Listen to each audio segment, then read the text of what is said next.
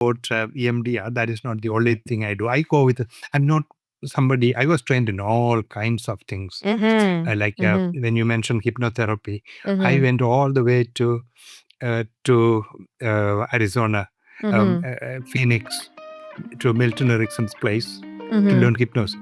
Yes. Yeah. I would hear about some new things.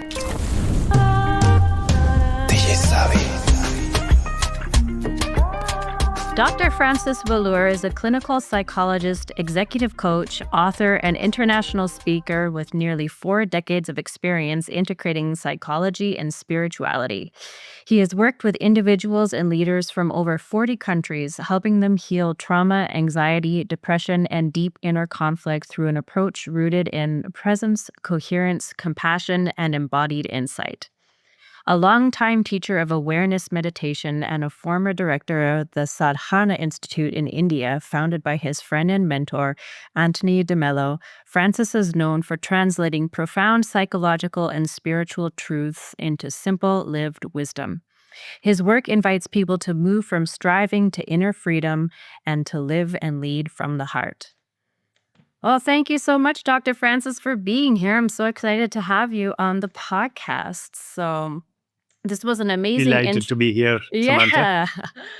This was an amazing introduction, but why don't you give us a little bit more detail into exactly who you are and what it is that you do? There's a lot of different things that we already talked about, and you have quite a few books actually that are also published, so we can go into the details on that as well. Who am I? That's a very big question, isn't it? For the for this, I would say um, go back and forth, come where I am now, the Mm-hmm. end of a long journey of along those lines that you spoke of just now. Mm-hmm. It starts way back in when I was 20 years old. Mm-hmm. I met this amazing person called we call him Tony DeMello, Mm-hmm. and tall, big man, very impressive. That personality, that charisma, and easily the best speaker I have come across so far. And he told a story. That is, at that time, I tell the story first. Okay. It goes to because that had a huge impact on me. He said when the Buddha was dying, his disciples gathered around him. They were all in tears, and they were upset seeing him go. And he looked at his uh, chief of his disciples as Ananda. Ananda, why are you crying? Ananda said, because light is going to go, and we are left in darkness. And the Buddha looked at him and said, Ananda, be a light unto yourself. They say that according to Buddhist tradition, Ananda, after all those years with Buddha, he was not enlightened and he knew it, painfully aware of it. And that very night of the Buddha's death was when he became enlightened. That means if you are enlightened to yourself, this was the story that I remember DeMello for, that set me on similar path. And he used to say, don't turn me into a hero in worship. You have to walk in your own truth. There was somebody who impressed him greatly in those days. We are talking about over 50 years ago. Mm-hmm. He called J. Krishnamurti. He lived in Ojai Valley near Santa Barbara. Mm-hmm. And awareness was the message of Krishnamurti. Mm-hmm. So DeMello was very much affected by that, actually, very much impacted by this. So And it is not the same thing as mindfulness, which will. And so in those days, there was no mindfulness, by the way. Mhm. We said awareness. And that same year, he took me along with a group of people for the meditation retreat. That Mhm. is 10 days retreat in silence for 10 days, for 10 Mm. hours a day. And it was so good, so impactful that I went back for it on my own separately from the group, Mhm. same year. Mhm. And I've done it many times because awareness is what really matters. And then I walked this path along the way for the rest of my life. There was another thing that was happening at that time. I was a student, I was just joining there. And then he had founded that same month the Sadhana Institute, which he ran for 14 years. Mhm. It was to train people in psychology and spirituality, how to help people. It was in a very different way than usual. He said, if you are setting out to help people, help yourself first. Mhm. And he is the one who inspired me and actually pushed me in the direction of doing more in psychology. Inspired by him, plus he told me, do a clinical psychology degree, not counseling, and go to America. Don't be Mhm. satisfied with what we get in India. Mhm. So I went there and did this. And before I could come back and work with him for some time, he had died. He died in New York, actually. I was there. I was not, we were supposed to meet. Mhm. So this was the impact of this man on my life that set me in these two things, integrating psychology and spirituality. That was his mission. And that's Mhm. what I got from him, Mhm. both in my life as well as in my work. Mhm. And always the focus was, you have to do your work on yourself. So Mhm. all the people who came for training in the center, in the institute, we used to say this. We have no business helping people if we have not helped ourselves first. Mhm.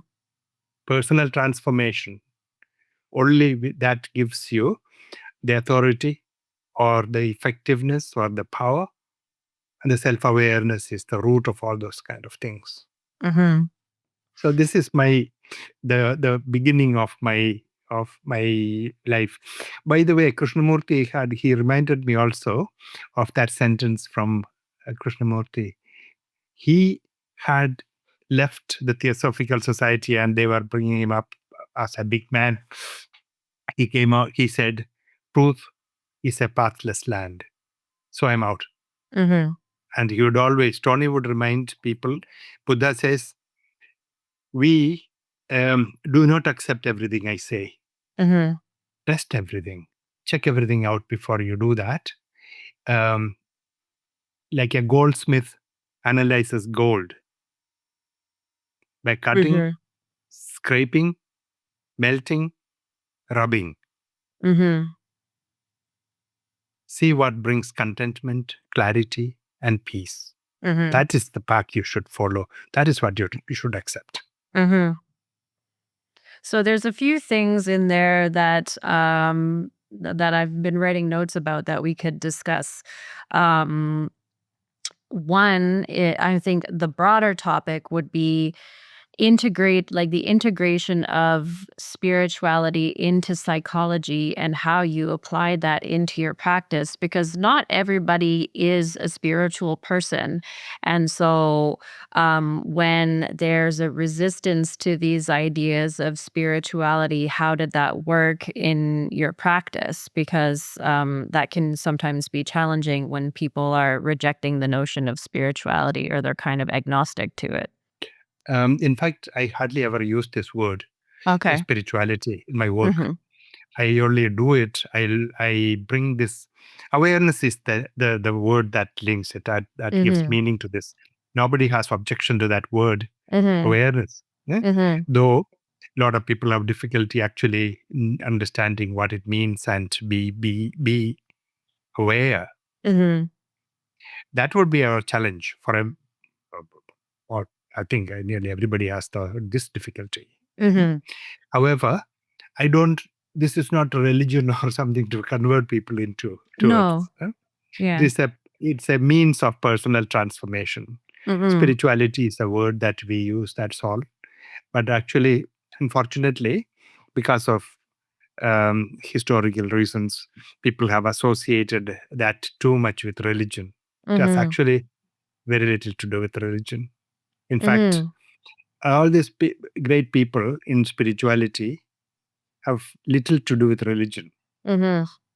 Though DeMello was a Jesuit Mhm. priest, people would wonder what is really here. He did not talk about religion or practice or anything like that. You see, he had nothing to Mhm. do with that. Gradually, Mhm. and Krishnamurti never spoke about religion really. He said, these people would think of it as an obstacle. Mhm. Some of the things for people, religion is an obstacle. Yeah. In fact, DeMello used to say, privately, we had a lot of conversations about this. And he used to say very bluntly, it is the biggest obstacle to God. Yeah. Yeah. Why? And I mean, I guess there's like historical reasons for that. That religion doesn't always sit well with people, and so um, I guess there's a dissonance there for people sometimes. Yes. So in terms of your practice then, one of the things that you just mentioned was understanding exactly what awareness is. So why don't we go, because one thing that we had also discussed was awareness versus mindfulness. So if we can talk about like what exactly awareness is, and then also the difference between awareness and mindfulness. Yeah. Well, this is my favorite topic, probably. Mhm. Uh, um, Actually, it's interesting. I remember hearing about mindfulness and so on only in the 80s, late 80s. Mhm. And a friend of mine was doing some work with mindfulness in those days, and I said, well, that word I knew, but I didn't know it was being used for what we spoke of as awareness. Gradually, it began to dawn on me, or I began to see the practice of it.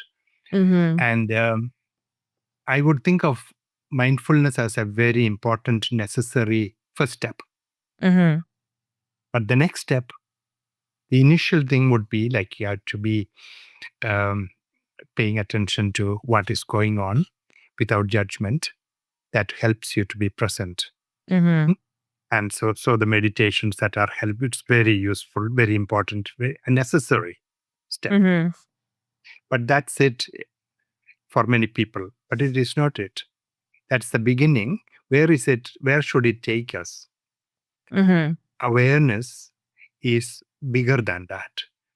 Awareness, we used to do this. I'll give an example of this one.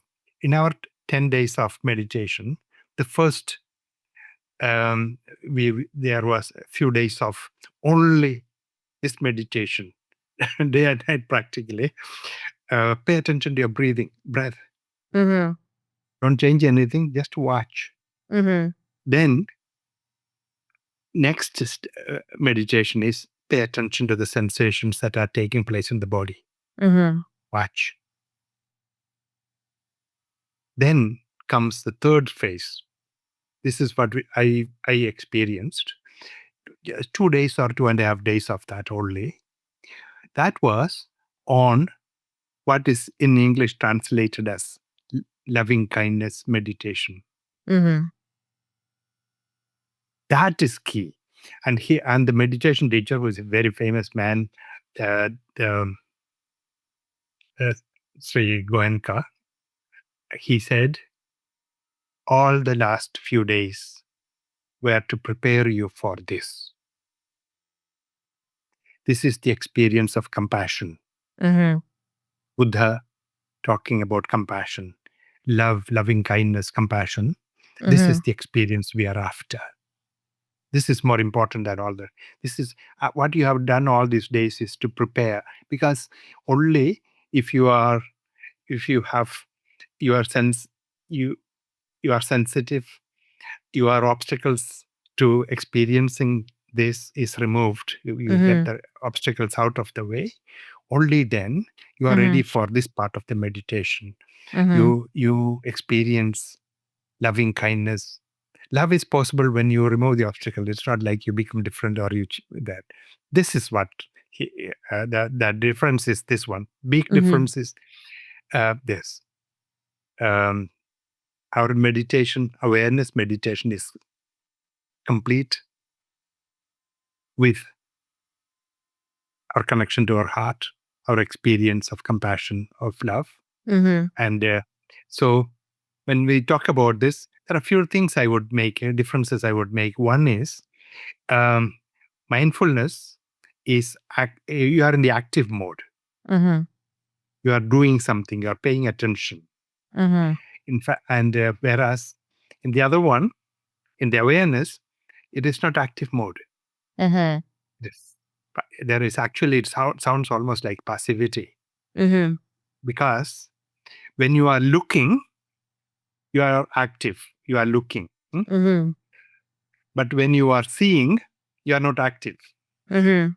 See the difference between looking and seeing. What's the difference?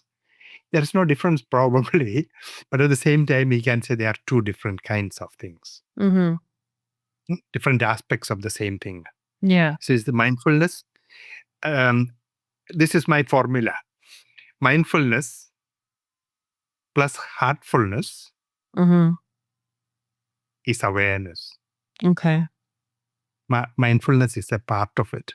Why aren't we talking about the heart and the heartfulness of this?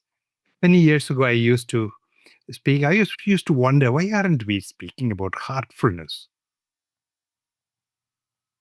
Nowadays, I hear a lot of people speak about this, and because this is the essence of this. Mhm. Can you All explain exactly what heartfulness is, just so that uh, we get a sense of this how the this formula. what I was talking about was exactly that, this connection with yourself, with your heart, Yeah. Yeah. and in the meditations, the loving kindness meditation. That's what I Mhm. mean. Mhm. That loving kindness, that always the meditation, that meditation started with love for yourself, wishing yourself well. Mhm. Now, sometimes they call self compassion. Right? I Mhm. see that on the be kind to yourself, be loving to yourself. And Mhm. then from that begins, and then you begin to think about people who are close to you. You spread the vibrations of your love outside of you. Hmm? Mhm. Uh, Always start with yourself and fill yourself with this one, Mhm. as in the ways of Jesus would say, love yourself. I love other people as you love yourself. So loving Mhm. yourself is self-love is the starting point for all of them, Mhm. for Mhm. all of us. It is Yeah. out of the self-love. When you are full, you are ready to give to others, and Mhm. then even people, Buddha would say, go beyond that to people with whom you have difficulty and problems and so on. Mhm. Mhm. So all this spreading your loving kindness to the world, this Mhm. is that meditation. Mhm. So heartfulness is your heart is full of love. Mhm.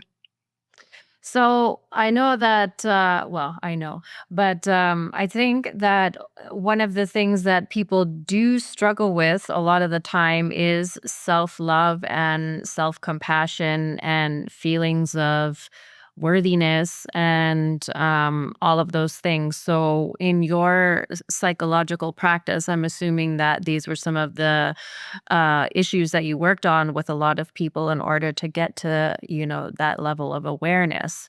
But how can we work through that when maybe we don't always have self love or self compassion, and then get to a place where we do love ourselves so that we can become more aware? I want to start with myself again here. I My experience of my own life journey has been a big help in this one. Mm-hmm. On because of what was possible available for me back in those days in India, my first therapist was a because this was available there. Mm-hmm. At that age, I started working on some of the problems and difficulties that I had in my life. Mm-hmm. All those. A lot of people wouldn't believe that when they know me, see me, and so on at this stage, that I have gone through a lot of traumas and difficult experiences of life. Mm-hmm. And healing that, those kind of things were very, very important for me. And it Mm-hmm. happened from starting those days. Mm-hmm. And then that not only healed, I began to understand the meaning of compassion. When you have gone through these things, you understand how other people go through, what it does to people. Yeah? Mm-hmm. Um, when you suffer, it can make you bitter or angry or hard-hearted and things like that. Mm-hmm. Or it can open your heart and be loving, kind towards people if you Mm-hmm. heal that pain Mm-hmm. and suffering. That's this second is what happened to me. Mm-hmm. So it gave me both strength as well as compassion. And so when I do this, when I work with people who experience a lot of difficulties and traumas and so on in life, Mm-hmm. I approach them with understanding what this means and how difficult it is for them. Mm-hmm. And I also know I can also approach these people with compassion. Mm-hmm. No technique. Techniques are not of great. They are useful, very important. Again, Mm-hmm. the Mm-hmm. psychological help approaches and so on. I would do that, but if it is not combined with this, with love, with Mm-hmm. with compassion, Mm-hmm. with awareness, Mm-hmm. it's of little value. Mm-hmm. Mm-hmm. What really heals is our love for people. Mm-hmm. This is one of the, actually, this is the best compliment I have got. And the biggest satisfaction is, big satisfaction, of course, is to see that somebody is actually happy. And they used to be very unhappy and sad and depressed, miserable. Mm-hmm. Look at the freedom this person is experiencing now. That Mm-hmm. is my first thing. The other one is when people say what helped them to heal so is the love I have for them. They sense that, they feel that, and they that comes through to them. Mm-hmm. That gives me a lot of joy, really, Mm-hmm. Yeah. to see that. Um, so it is reaching them, and they Yeah. see it, and they notice that. Yeah. The most powerful healing element in our life is love, frequency of love. Mm-hmm. Any illness, any psychological problems and difficulties, love is what helps Mm-hmm. most. Mm-hmm. You think, isn't it? I I believe think so. so. I believe so. I think from experience that I believe that when someone is full of love that other people can feel that frequency like emanating from that person. Yeah, And so that goes back to what you said before that you have to learn to love yourself first before you can help other people. Because you can't pour from an empty cup, right? So when you're dealing correct. with your own traumas and your own issues, it's really hard to help others. So it's kind of like putting the oxygen mask on yourself first before helping others. The and also the highest frequency that's available to us is love. Mhm. Mhm. So, um, have you ever had any experiences with people who are just really, really resistant to um like I don't want to use the word fixing because that implies that someone's broken, but like when someone has traumas and there's just like a lot of resistance to healing those traumas or like not able to get through to the person in order to heal those traumas because Yes. not everybody's ready to heal those things in this No, in it this is true. lifetime. Yeah. Yes, it is Mhm. true, actually. There is a lot of resistance in the sense of, I seldom use the word resistance, but at the same time, that is what it boils down to. Mhm. Um, One of the things I have avoided, except for um, professional or legal kind of reasons, I don't do diagnosis of people. Mhm. I don't like labels. for people. Mhm. Suffering is enough of a label Mhm. that this person is going through this, and that actually is good for me because I approach them with no judgment, and Mhm. so what that's a good help for them, that they are in they feel safe and they are in good hands, and there's nobody looking down on them. Mhm. And these kind of things are usually, if you are going to a doctor, that means the doctor has power. I Mhm. don't have power. Mhm. I'm um, I'm suffering, and those kind of things. One very big thing is only people. Um, I feel, however difficult the problem may be, if somebody says, "I want to heal, I want Mhm. to be well," huh? Mhm. And that once they say that, the rest of the thing is becomes a lot easy for them, Mhm. easy for me. Mhm. And uh, there is a lot of difficulty in doing that. Partly helplessness, I suppose. um, the many people, the life they have known is made of pain and suffering, Mhm. too much of it. Mhm. Once that takes the central place, the good things that come their way will not go in, they will not notice it. Mhm. People close to them try to reach them, and the door doesn't open, however much the knock may be. Mhm. Yeah. And this is a common theme, that for nobody cares for me, nobody loves me. Mhm. And people close to them, if they heard that, they will be very upset, very shocked to hear that. Mhm. It's not true. They all love, but I don't feel it. Mhm. This is the thing. So if they can be open to love, open to the care that is being given to them, they Mhm. are going to make big progress. Mhm. Um, one another thing is, in my experience, I think people shouldn't have to work hard to heal, Mhm. because that is not the way of awareness. Awareness is understanding and seeing, and being aware of what is happening and so on. And you begin to see that your eyes open. Oh, this is what's going on.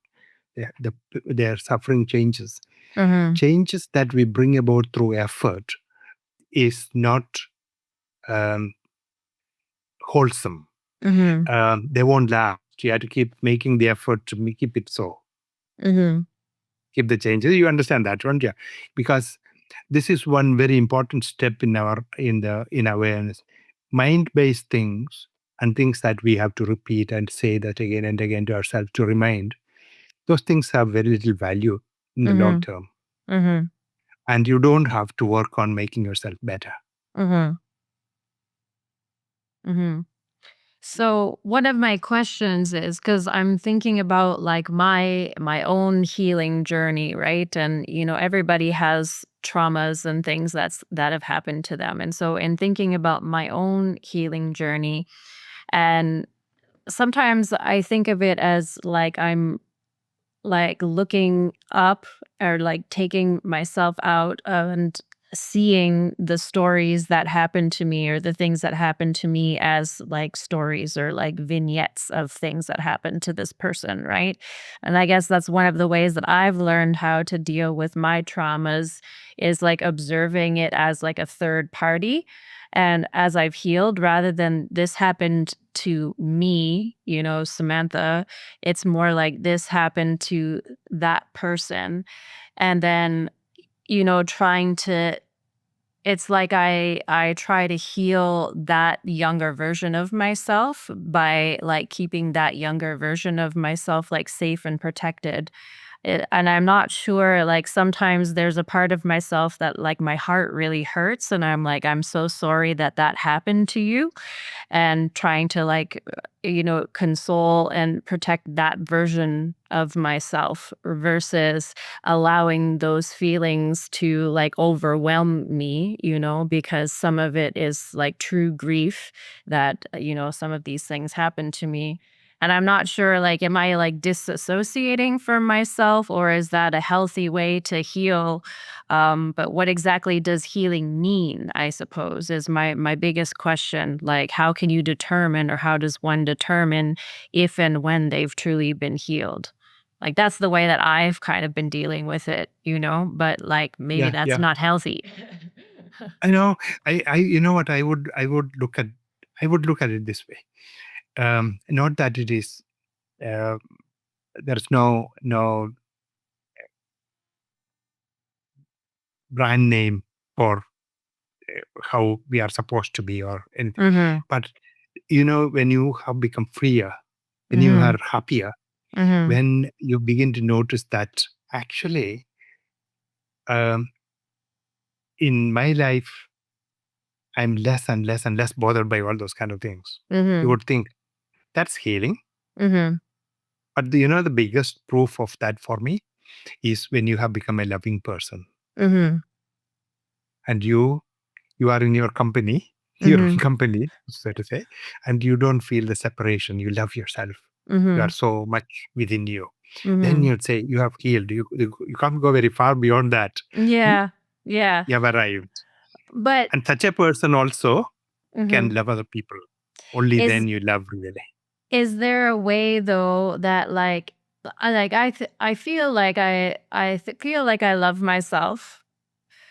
I still feel pain though when I think about some things that have happened to me in the past. And like sometimes when I think about it, my eyes still tear up and I'm like, man, like that was really, really painful. And so is that just part of being human to still have emotions tied to those things, even though I can still love myself and have compassion for myself? Or does that mean that there's still healing that needs to be done? Someone like you, I would think, can heal much more than that.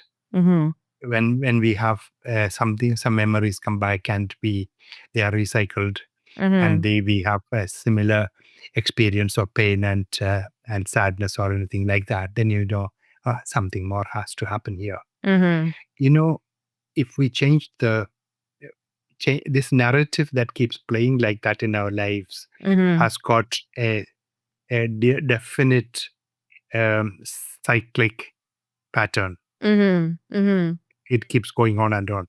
Mhm. Suppose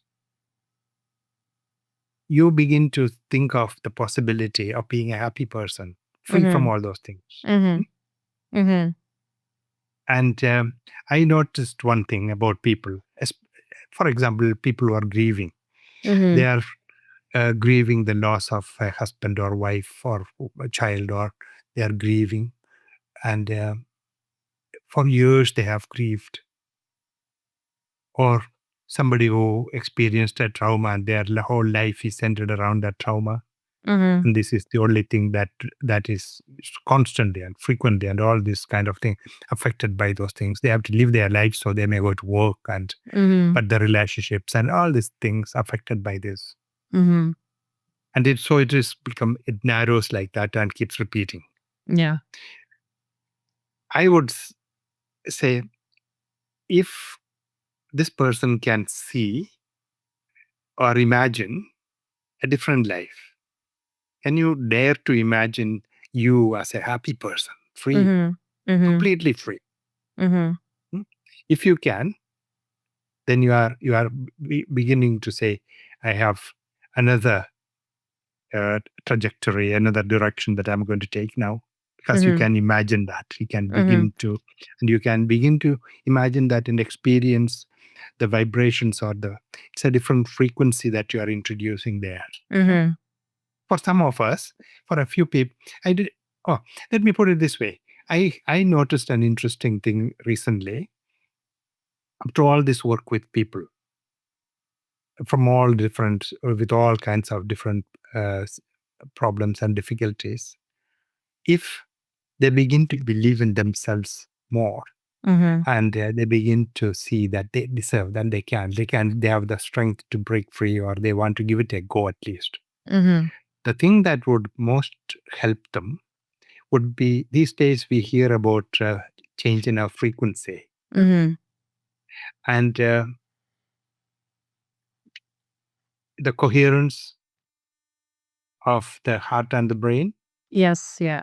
I'm used to, for many years, I've been talking about or working with this idea for consonance and resonance and the effect it has on our frequencies and our change like this. Mhm. Now, this is a shortcut. I now in the retreats or short the seminars I conduct and so on, I Mhm. introduce this instead of Mhm. waiting for these big retreats because we wait for that, it will not happen. And these Mhm. people actually can benefit from this thing. Mhm. I began to see how powerful it is for people to change this way, Mhm. connect with yourself Mhm. and feel it. Mhm. If you can feel it like that, then you begin to say, you're changing. And Mhm. this change that you come like this, sometimes irreversible changes that are happening quickly, very quickly, even beyond what this person had imagined is possible. Mhm. So this is my why spend all this time thinking about and create and all my problems of life and so on. What if you can let it all go quickly? For some people, traumas are very loud, so to say, in their lives, and they keep thinking about the pain that they went through and Mhm. so on. To them, what I would say, okay, let's quickly deal with those kind of things. I use some of this recent thing. Oh, this year it is 30 years since I started my EMDR practice. Mhm. And I have learned all kinds of anything that can help enable me to help people Mhm. to suffer less or be free from their suffering. Mhm. I'll go for that. I got trained in all kinds of things because of that. To this day, I keep training or learning new things and Mhm. so on to do this. So I will use some of those things that now that these things are not bothering you anymore, Mhm. let's connect Mhm. with you. This Yeah. connection, this um, resonance and this frequency change. Mhm. Once it is done, it's done. Mhm. Yeah. Yeah. This I am seeing. That this is like miracle. So there were two things in there that I wanted to talk about. One, and I'm not sure which road you want to go down. So one is you had mentioned EMDR. So I wanted to talk about what is that, and go down that pathway in terms of what is it and how does it work, and also heart brain coherence, because that is something that we hear a lot about recently in this space is heart brain coherence. And so again, like, what is it and how does it work? So Yeah. it's choose your own adventure. Uh, the EMDR, um, I was very fortunate to have made a decision to go because it looked like, no, it can't be true. This Mhm. kind of training doesn't, somebody cannot heal that Mhm. completely and that fast What does because, EMDR stand for? oh, eye movement desensitization and reprocessing Okay. and founded by the a great person, psychologist in New York, Francine Shapiro. Okay. And um, it was part of her own journey that she discovered it accidentally, so to say. Mhm. And Mhm. then and so many people whom nothing could help, like vets who came from Vietnam Mhm. veterans down, and or people involved in terrorist attacks and Mhm. natural calamities, all kinds of problems. Mhm. They couldn't heal in spite of the best they could get, they couldn't heal. And then she comes with this Mhm.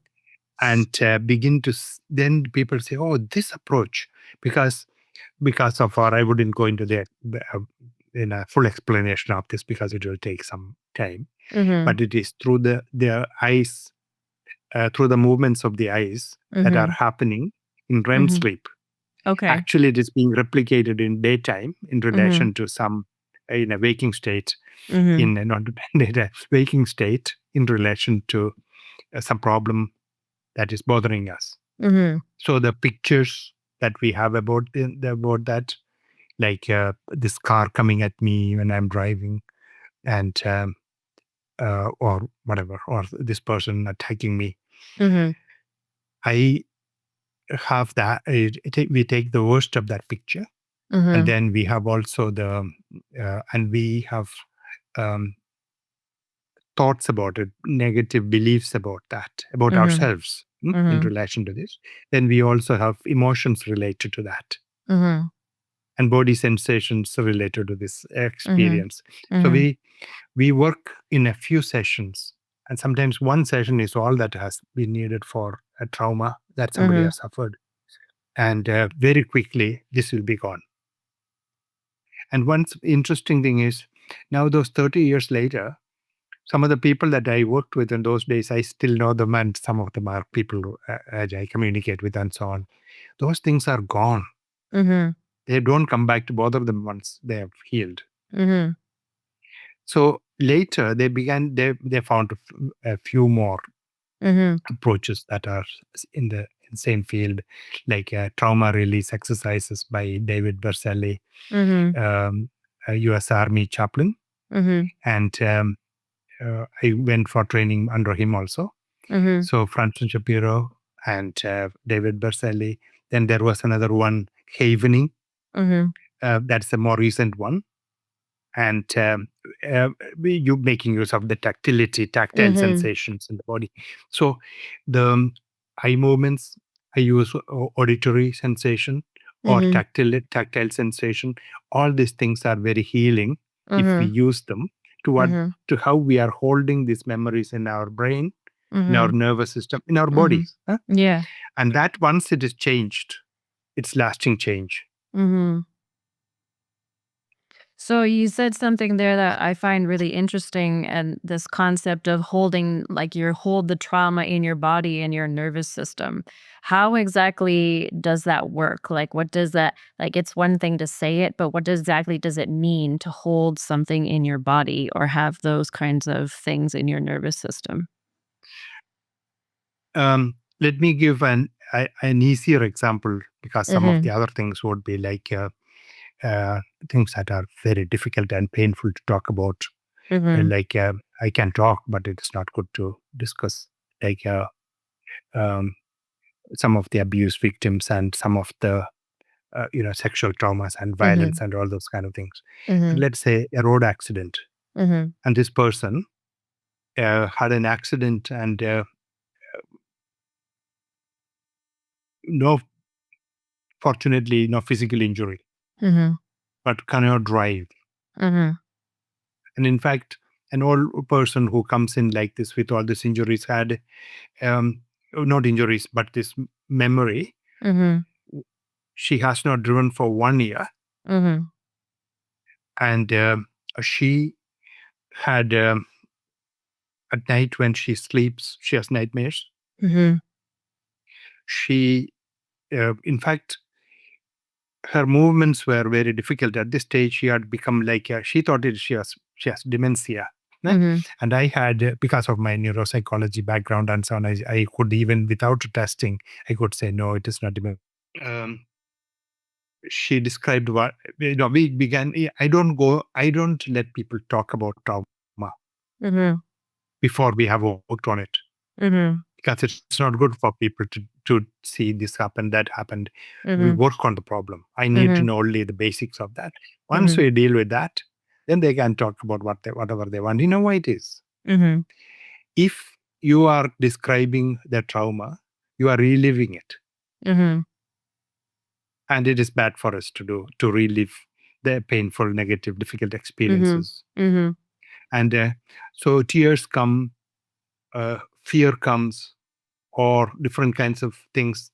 What is held in the body is this person is not functioning as before. Mhm. Whether it is in the reaction, Mhm. and somebody uh, who was who was attacked in the broad daylight. Mhm. She coming back to Ireland. It's in another country. A tourist. Mhm. Unfortunately, she managed to fight them off and came away safe, no Mhm. problem, except Mhm. internally. When Mhm. she steps out of the place, walks around outside the house, she goes to the city. Dublin is very safe, Mhm. mostly. Mhm. some people will dispute that, but I think it's safe as if you know many places and countries. She goes to familiar places and she will be afraid. She walks with a great fear. She looks back. Is somebody following me? Mhm. This was not the case before. Mhm. And now we work through this. She's free. She's Mhm. happy. She doesn't do that anymore. So what is Mhm. kept in the body is like this. Mhm. It may be the sensations, the or the emotional, the holdings. It's all in the body. Everything that we experience, the feelings and emotions and everything is in the body. Mm. Mhm. So the fears are in the body, and it will all be reflected in the person when the way they talk, the way they communicate and they move and things like that. This is Mhm. how they. Mhm. This Yeah, is what that happens. that was an idea that or not an idea, but I think, reliving, right? Because this was something that I spoke about with one of my previous guests as well, and she specializes in hypnotherapy. And so, like, the concept of regular talk therapy for people, because you're just reliving the trauma over and over and over again, and your brain and your body can't differentiate things between that are happening now versus the things that you're just picturing in your mind. And so whether or not talk therapy is really very effective versus some of these other modalities for healing. Um, Certain things it is good to talk about things about, like for example, I would say many things with relationships and Mm-hmm. things like that. Even then, Mm-hmm. the changes don't come from talking. In between, whether before or after or in between somewhere, we have to introduce things. Actually, it is not the talk that changes. Mm-hmm. The change in your frequency is what really brings about the change. Mm-hmm. Mm-hmm. Yeah, Hmm? for me, like when I go to therapy or when I talk to my psychologist, it's more so I like to use my psychologist as like a sounding board to understand my own thought process of like, okay, why did I do this? Or what was the psychology behind that? And kind of understanding the reasoning why. And then once I understand the way that I work, I can avoid doing those same things in the future, right? So it's kind of a way to help rewrite my story or rewire the way that I think and rewire the way that I act in order to not allow those kinds of things to happen again, right? I would um, uh, take away the first part. Why am I doing this? I Yeah. don't need to know why I'm doing this. I need to know how am I going to get there. Mhm. Hmm? How do I Mhm. change this? This is Mhm. not working for me. I am not happy about this, or other people are upset with my behavior, Mhm. and I can see that it is not good for me either. Mhm. So, how do I change this? Mhm. Okay. So you don't think understanding the why is I guess is No, it it is important not. It is or not a very, because you know why it is, okay. because it takes us to the mind Mhm. about the why. Mhm. I, you know, I can't call myself sometimes directionally challenged when I go to places. I Mhm. lose my way. Yeah. And they say we meet on the road somewhere. I say I stop there to ask you. I don't need to tell you how I got lost. What's the point of that? I need to know Mm. how do I get to my destination. That's true. Yeah, that's true. So So this would be a lot more rewarding and lot easier if we take this route. Hmm? mhm. How? Mhm. Mhm. And there, the how, in fact, I would even make it quicker. Not only the how, but what. Mhm. If that is my dream, Mhm. I want to get there. In Mhm. that case, I can imagine myself as this very happy person, free from that. I'm free, Mhm. and I want to be like that. Mhm. Hmm? If I want to be like that, I would be interested in, hey, how do I get there? Mhm. Mhm. And isn't it true? Yeah. This is Yeah, how no, I that would is think of true. this. That is true. That is true. Um So, so we talked about EMDR. Let's go back and talk about heart brain coherence and how does that work to Oh, by the way, yeah. though I talked about EMDR, that is not the only thing I do. I'm not somebody, I was trained in all kinds of things. Mhm. Mhm. When you mentioned hypnotherapy, I Mhm. went all the way to Arizona, Mhm. Phoenix, to Milton Erickson's place to Mhm. learn hypnosis. Hmm? Yes. Yeah. I would hear about some new things that they have, and because I'm doing this work in India, Yeah. and I we are training people, Mhm. so I want to be up to date. Plus, my Yeah. own personal interest in what are the best ways to help people. Mhm. So every year, Mhm. every summer, I would go back to America to Mhm. learn new things, and Mhm. because there are people who are coming out with new things, and I want to be up to date with that one. Yeah, yeah. And So how so do you incorporate in your practice then all the different modalities of healing and like how do you decide which treatment plan works best for what client? over the years, I don't. This is why I mentioned this issue is because sometimes you say, here is an EMDR therapist. I don't label myself like that at all. Huh? Mhm. If this person needs that type of um, intervention, that's what Mhm. he or she gets. Mhm. I go with what a person is suffering from, and it seems to me that this is the best approach. Some people I would say havening is what is going to help this person, so I use Mhm. that. Mhm. Or I think this person, um, I don't do much of the TRE thing. Otherwise, some people I would say that is what this person needs. I Mhm. don't do this because of the limitations of my space here, office space. Mhm. And I would do what they need rather than what I am trained in. Fortunately, I have a full uh, plethora of training and stuff that Mhm. I can came from. So it is like a sense of um, what seems to be more suitable for this person uh, right now. I go with Mhm. that, a Mhm. sense of that one rather than a prefab. Yeah. Yeah. So you think it's like Hmm? an intuition? Correct. Yeah. Yeah. Yeah. Okay. Some people's personality is like that, some that Mhm. I, uh, I, mm, in my, I was trained in traditional psychology, psychological, clinical psychology, Mhm. um, by very good people back Mhm. in Ohio Mhm. and the Midwest. Mhm. So I then, I soon after, in a couple of years, I realized, no, this is not how it should be. Mhm. I changed it to body oriented approaches, Mhm. starting with Eugene Gendlin, focusing.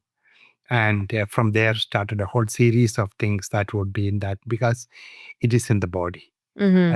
And our quickest change and our best way to live, etc., is a body connected, body Mhm. centered approach. And Mhm. psychology has been generally in the head. Mhm. Mhm. Mm. Yeah. And so that is why how I choose based on what seems Mhm. best for people. Mm. Yeah. Yeah. Well, I think that's interesting and some like a concept that I kind of also tend to not struggle with, but I think about, is when we think of spirituality, we think of being like up here, and not in our bodies versus Yes. like what does it mean to be spiritual but also be in our bodies at the same time and how do we make that work like while we're being spiritual but we're always are also being present within our bodies. It's interesting that you pointed up there for the spiritual. Yeah, It up is here. like because I would have thought of spiritual means, yeah, In the heart. yes, Mhm. this is our center. Mhm. The, the center, spiritual center is the heart. Mhm. That is where the action is. See, Mhm. because why I'm laughing about this because this is now religion. Mhm. I guess So it's like the one for me, like when I go into a meditation, for example, and I'm like connecting, like trying to connect to source, let's say, right? And so for me, source is this thing that's outside of me, or like going there, right? Like versus going inward. So maybe I'm doing it wrong. Maybe I'm no, learning no, something there's no here. wrong. There's nothing wrong about this. Why Yeah. I'm saying this because what is up there is down here first. Mm. Mhm. All these impulses that are making us look out there is Mhm. here, and in the end, it will be like it was always here. So maybe It it's is about like that voice within us saying, "I was always within you. yeah. Why didn't you look for me here first before Yeah. going out everywhere?" Hmm? Yeah. But maybe So so then it's like about going like internal to get to like you go inside to get to find the connection. the in you know that all the religious um, leaders, it's not the religion is not founded by the no none of them, as far as I know, founded a religion. Jesus did not found Christianity. Eh? No. Jesus was Nah. Jewish. Not only that, we used to say, and DeMello used to say this, isn't it a terrible thing? He was killed by religious people, and the Mhm. religion is named after him. Mhm. Yeah. Yeah. And Uh, Buddha did not found Buddhism. Eh? yeah. Exactly, So, exactly. so, But so, Buddhism, technically speaking, isn't even a religion, right? Like it's yeah, yeah. yeah. Christianity was not, when it started, also was not Mhm. a Mhm. religion. It was, in fact, the tradition, Christian tradition from where I come from, when they went to India, they are called the Way. Mhm. Okay. The, yeah, that is how it started there. It's the way. The way of Jesus Mhm. was what it was, Well, like not the a way, the religion. truth, and the light, right? Yeah, correct. The Mhm. way. Huh? Mhm. And similarly, Buddha similarly is also that. But all of them, what I am referring to is they all spoke about the heart. Mhm. Love is the central message of either Jesus or the Mhm. Buddha, Mhm. or say, of course, Hinduism is a different in many ways, but Krishna, say Mhm. for example, Mhm. it is this: how much do you care? How much you love all living beings? Mhm. That is what makes you spiritual. Mhm. Mhm. Isn't it great? That and Mhm. then when it comes to that, they're all the same Mhm. in the Yeah. different ways of different languages, different expressions, Mhm. but message is the same. Yeah. And I think that's Come home. something sorry, continue. One of the things that one of the retreats that I want to, or seminars or retreats that I want to offer is inspired by DeMello, of course. Come Mhm. home to yourself. This is where Mhm. it is. Mhm. Coming, returning after all the living and all those kind of things, all kinds of come home. Mhm. Here is where you will find Mhm. what you are looking for. Yeah. And I think that's part of, I think that's something that everyone has to discover in their own way, right? Like Yes. going outside to search for things and then realizing that it was all right here. Yeah, And I think that's a common theme with a lot of spiritual practices, right? Is that everyone's searching for everything outside of themselves and like there's nothing out there, it's all in here. absolutely. Yeah. That is why I when we if it's like when we are here, we are taking for granted so many things. If you Mhm. are a loving person, that means your heart is active. That Mhm. means a lot of things have already changed within you to make Mhm. that possible. Mhm. Mhm. Okay.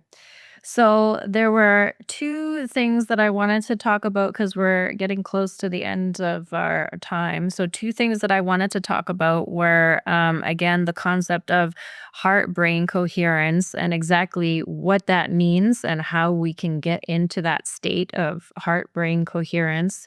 And then also because at the very beginning you talked about how you went away for like a 10-day retreat, and it was silence and meditation for 10 days. And so it's I think it's very easy to get into a state of mindfulness and awareness when we kind of take ourselves away from our day-to-day living and, go to a retreat space.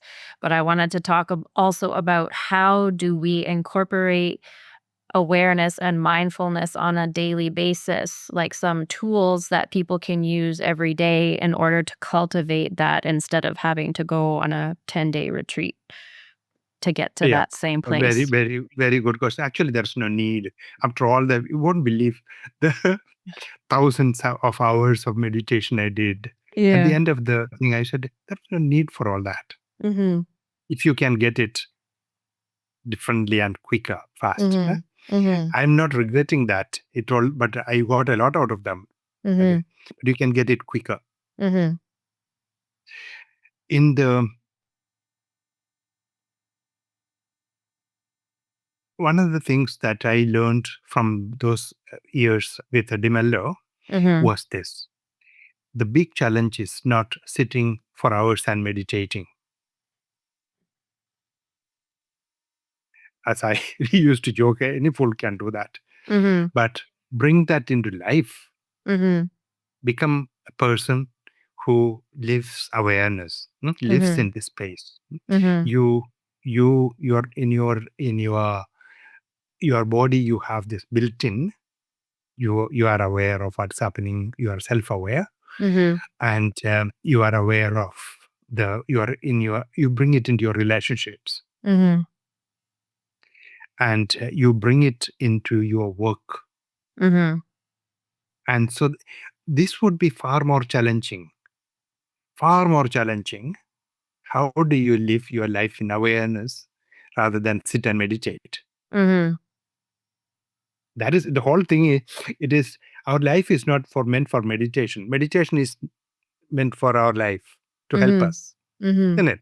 Mhm. That's what I would say. Yeah. Then we say, bring it into your life. That is our Mhm. challenge. Yeah. So live in awareness. Can we do that? Can we face that challenge of doing this? Mhm. We'll begin to see how few the conflicts that we go through, because we have this way that we have misunderstandings, or um, we may have an occasional argument with somebody and so on. Then look at that one come from this space, Mhm. and see Mhm. and say, there are many people, they may not like this at first. Many people, when they come for therapy or help, is to help, I want my husband or my wife to change. Mhm. And that's why they are here. Mhm. I would say, we have no such power. Yeah, you can't change other But people. no, but you can do something for yourself. Yes. Yeah. Do something. And also, even if this person actually has got a difficult relationship, said, what is your part in it? A Mhm. question that people don't like. Yes, that's true. How are you? Because I told you, it is she's doing this to me or he's doing this to me, is what usually people say about. But if you also don't play a part in it, this Mhm. would have ended long ago. Mhm. Or would have, you have a part in it, either as a victim even. Mhm. You still Mhm. play a role. Yeah. Therefore, look at that one and begin to. That's how always the starting point is. What Mhm. about me? Mhm. Ah, um, yes. Oh, I was gonna say, I think that's like the reason that people struggle with that is they don't want to think that they're the ones to blame. But I don't think it's necessarily about blaming, but it's about awareness that the only thing that you can change and the only thing that you have control over is yourself. And so Yes. that's the Absolutely. point, right? And people's That's the point. egos get wrapped up into it versus recognizing, okay, well, I only have control over me. Yeah. Mhm.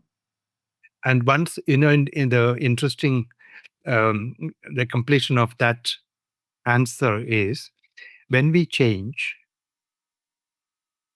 It's very interesting. Other people change. Mm-hmm. Not because we want them to change, because we have changed. Mm-hmm. Yeah, and that goes into like the discussion about like the outside being a reflection of your inside, right? So when you change what's Yeah. in here, then that will get reflected out there.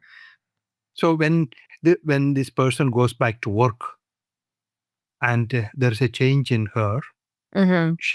her attitude or her behaviors or coming from different day, she has changed. When Mhm. she steps in there without making any announcement, like I have changed. Mhm. So actually, people sense it, they notice Mhm. it, and they change towards her.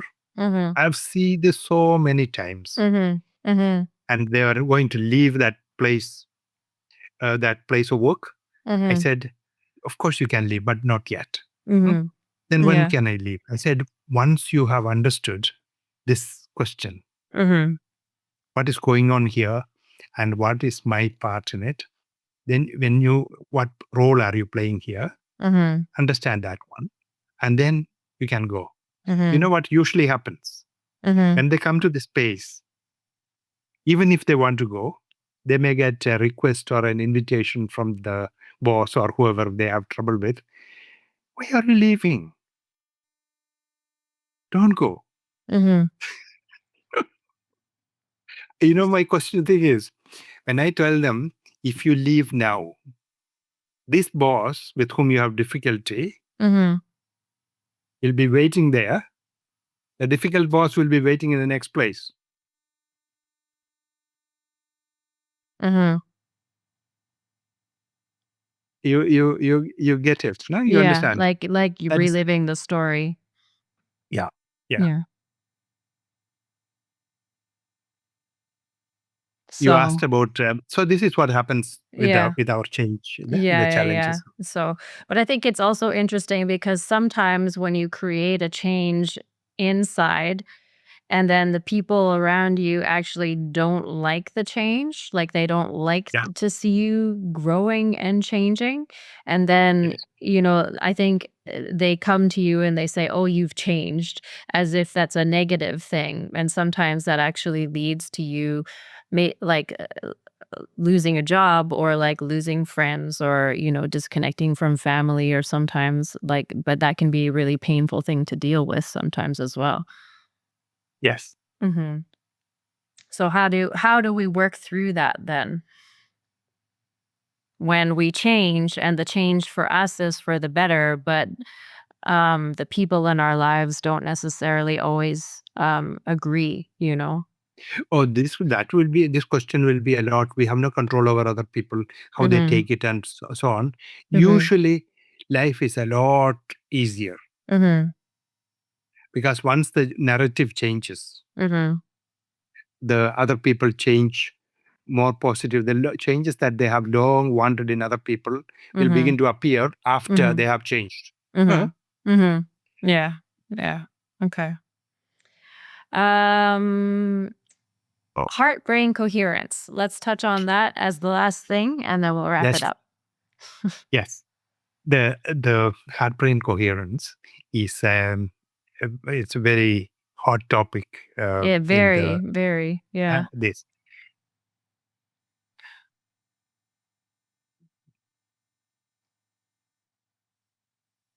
Before that, this word became so popular and coherent.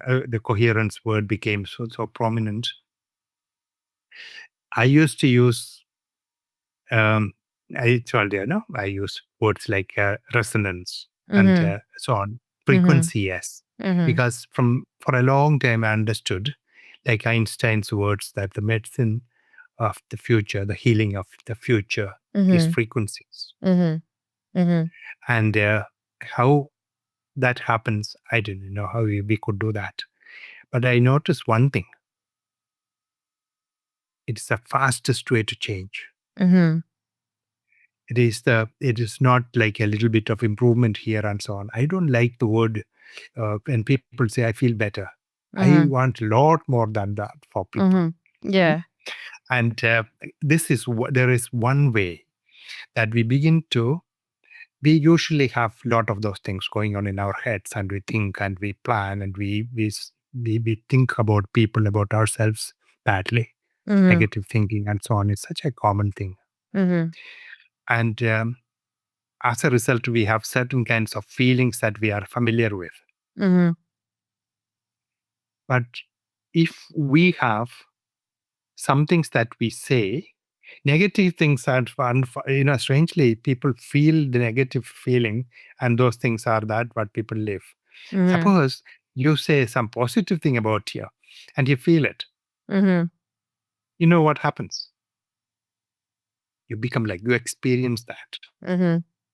Yeah, so in a certain calm state, if you can say that to yourself and Mhm. feel the feeling of it, it Mhm. actually transforms you. It begins to Mhm. change you. Now, Mhm. it is not a good idea. It is not a thought only. Mhm. It's like, that's one of those new uh, uh, quick fix kind of thing. Mhm. This one is actually, they have done a lot of work on this. There's this big place in America, Heart Math Yes, I've Institute, heard. I know heart math. Yeah. they have done a lot. The other day we heard Eric speaking about that. Anyway, Mhm. she is so good Mhm. from the research that they have shown, and you also in our days, people like to see this on or like on the monitor or on the thing they Mhm. can see it. Mhm. We need scientific proof that this is so. Here Yeah. is scientific proof Mhm. and the changes that you are looking. Look at this. If this is the frequency that is visible, if this change brings about a certain alignment between your heart and your brain, you can see that the electromagnetic waves are aligned in a very cohesive way. Mhm. Then you say that is very powerful, Mhm. powerfully transformative for people. This Mhm. is not a quick fix. It is the type of healing that last, that is thorough, body, mind, or Mhm. whatever kind of healing that we need happens as a result of this. Mhm. Very powerful. This is what we are referring to. Mhm. Yeah. And then I noticed when we used to talk about awareness, how awareness changes. Don't work on anything that you are doing this. Mhm. I would tell people, don't work on it, because the effort is not helpful. Mhm. We should change naturally. Mhm. And how we sit, that person sitting and meditating there with this severe back problem, after the meditation, they're back in those old days of long meditations and so on. Mhm. This person is healed, has Mhm. suffered for years with this one. How is my meditation teacher said his migraine headache that he had before he started the meditation practice Mhm. years ago, and he had all over the world. He went for this migraine Mhm. headache. No treatment had helped him, Mhm. but this meditation, it was gone. Yeah. But we are not going there for healing for headaches to the Mhm. meditation. We are Yeah. doing for meditation. As a side effect, healing happens. Yeah. So this is what we are when I'm seeing also in people. We Mhm. get much bigger than this. The pain, back pain problems, or some of the things that are bothering me is gone now. Mhm. We get much bigger than that Yeah. through this healing. Yeah. That we are much better connected. And Yeah. when I see this with myself, with our people, Mhm.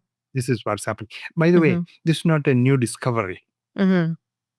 This is very ancient, actually, where they have measured this and very effectively being done for a few thousand years. Well, and that's what Thousands. I was gonna say, like, the ironic thing or the funny thing about it is that Einstein is saying, "Oh, this is the way of the future," and like, "No, like, these are the practices of, Eastern medicine is all about, vibration and frequency and all of these things, chakras," and Absolutely.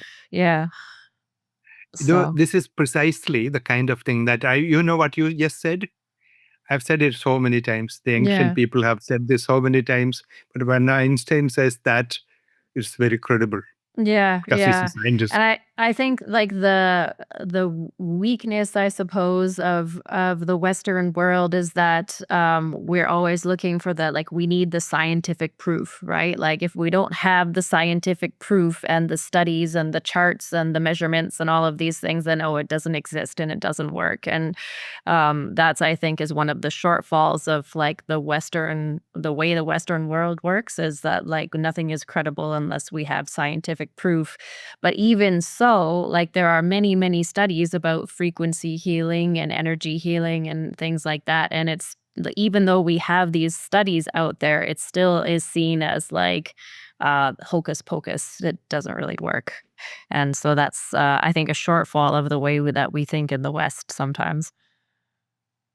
Yeah, but actually now that attitude or that scientific um, mind, I see that very widespread in India also. Mm-hmm. Okay. That yeah, it has become more Mm-hmm. because if you are educated, you have to be. People begin to take on this worldview also along with Yeah. that. Yeah. Yeah. So. Okay, well, we are running out of time here. So, for the audience, what is the best way to connect with you? And also, you have 6 books that you have also written. And so, where can they find those books? And I will post the links. So, if you have websites or social media and stuff, that's the best way to Yeah, I connect. have the. I'm on social media. Yeah. I'm on LinkedIn, Uh huh. and I'm in on YouTube. Okay. But Perfect. I'm more on the website is Sadhana Foundation. Sadhana Sadhana Foundation. Foundation is the name of the foundation that we have Okay. here, like in Okay. India. Yeah. And the website is Okay.